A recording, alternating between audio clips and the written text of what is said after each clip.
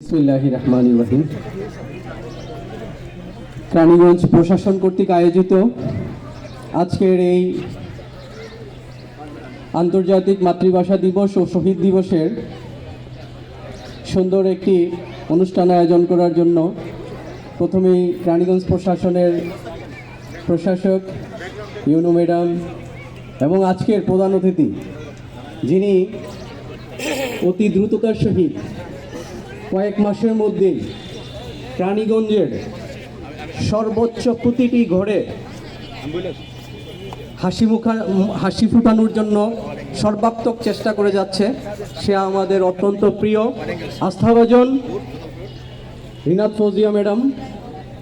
আজকের অনুষ্ঠানের বিশেষ অতিথিবৃন্দ, আমন্ত্রিত অতিথিবৃন্দ এবং আমার প্রাণপ্রিয় রানীগঞ্জের বিভিন্ন পর্যায় থেকে আসা স্টুডেন্টবৃন্দ এবং আজকের এই প্রোগ্রামকে সাফল্যমণ্ডিত করার জন্য যারা পরিশ্রম করে যাচ্ছে, সে আমার প্রাণপ্রিয় গ্রুপ রানীগঞ্জ স্টুডেন্ট অ্যাসোসিয়েশন। সবাইকে ধন্যবাদ। আজকে আমাকে এই অনুষ্ঠানে আমন্ত্রণ জানানোর জন্য অনেক ধন্যবাদ জানাচ্ছি। আজকের দিনটি আসলে আমাদের জন্য, বাংলাদেশের প্রত্যেকটি নাগরিকের জন্য অত্যন্ত গুরুত্বপূর্ণ দিন। যে দিনের দেশভাগের পর থেকে 1947-এর পর থেকে 1948-এর সূত্রপাত ধরে আমাদের মাতৃভাষা যখন কেড়ে নিতে চেয়েছিল সেই পাকিস্তানি বাহিনী, যেখানে তারা বলেছিল রাষ্ট্রভাষা উর্দু হবে, সেখানে আমাদের বাংলাদেশের প্রতিটি মানুষ যখন জেগে উঠেছিল, না না না, আমরা আমাদের মায়ের ভাষাকে কেড়ে নিতে দিব না।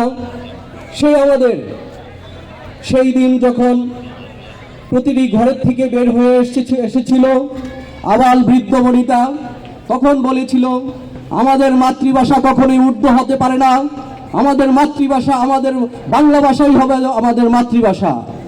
তখনই সেই শাসক গোষ্ঠীর নির্মম অত্যাচার নিপীড়ন শুরু হয়েছিল।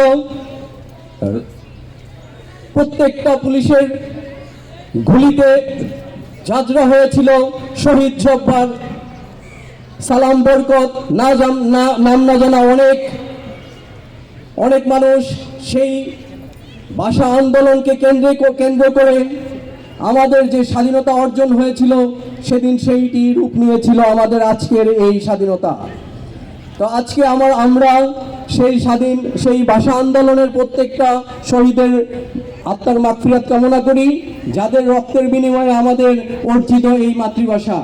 আমরা আজকে আমাদের মাতৃভাষাকে রক্ষার জন্য আপ্রাণ চেষ্টা করব, এই আশা ব্যক্ত করে, এবং আমাদের ভবিষ্যৎ বাংলাদেশ বিনির্মাণের জন্য বাংলার প্রতি আমরা সুন্দর ব্যবহার করব, এই আশাই ব্যক্ত করি। আসসালামু আলাইকুম ওয়া রাহমাতুল্লাহি ওয়া বারাকাতুহু। অসংখ্য ধন্যবাদ।